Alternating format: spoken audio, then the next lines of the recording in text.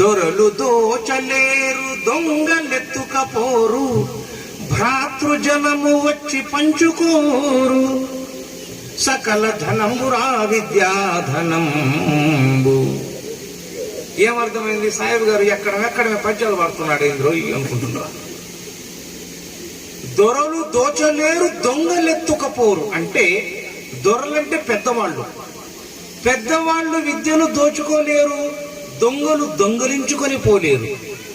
భ్రాతృజనము పంచుకోరు అంటే దాయాదులు అన్నదమ్ములు పంచుకోలేనిది విద్య. అందుకే విద్యాదానం మహాదానం, శీలేన శోభితే విద్య. విద్య మన యొక్క ప్రాభవ్యాన్ని పెంపొందింపజేస్తుంది. అందులో ముఖ్యంగా ఆడపిల్లలు. చాలా మంది అంటారు అబద్ధాలు చెప్పకురా వెధవా, ఆడపిల్లలు పుడతారు అని. అవునా? అబద్ధాలు చెప్పకురా వెధవా, ఆడపిల్లలు పుడతారు. మరికొంతమంది అంటారు అబ్బో నాకు 3 ఆడపిల్లలు, నేను పెళ్లిళ్ళు చేయాలా? ఏం చేయాలా? కువైట్ పోయి సంపాదించాలా? సౌదీ పోయి సంపాదించాలా?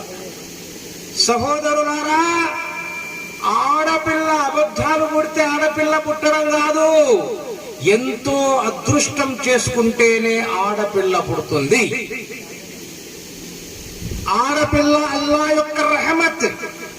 ఎక్కడైతే ఆడపిల్ల తిరుగుతూ ఉంటుందో, ఏ ఇంట్లో అయితే ఆడపిల్ల అడుగులు వేస్తుందో, ఏ ఇంట్లో అయితే ఆడపిల్ల ఆధ్యాత్మిక చింతన కలిగి ఉంటుందో, ఆ ఇంట్లో దైవదూతల కారుణ్యం ప్రసాదింపబడుతుంది. ప్రేమ, అనురాగం, ఆప్యాయతలకు దర్పణం ఆడపిల్ల. అలాంటి ఆడపిల్లను ఆధ్యాత్మిక చదువు వైపు మళ్లించి ఈ రోజు చాలా మంది చూస్తున్నాం, ఫోన్లు మాట్లాడుతున్నారు. లాక్డౌన్ కు ముందు, లాక్డౌన్ తర్వాత ఏం జరిగిందో తెలుసా? అంతకుముందు ఫోన్లు చేస్తే అస్సలాములేకుం మాము, అస్సలాములేకుం డాడీ, అస్సలాములేకుం బాబా అనేవాళ్ళు. ఇప్పుడు మన యువకులు ఫోన్ చేయంగానే ఏమంటున్నారు తెలుసా? ఏమంటున్నారు భయ్? ఏమంటున్నారు?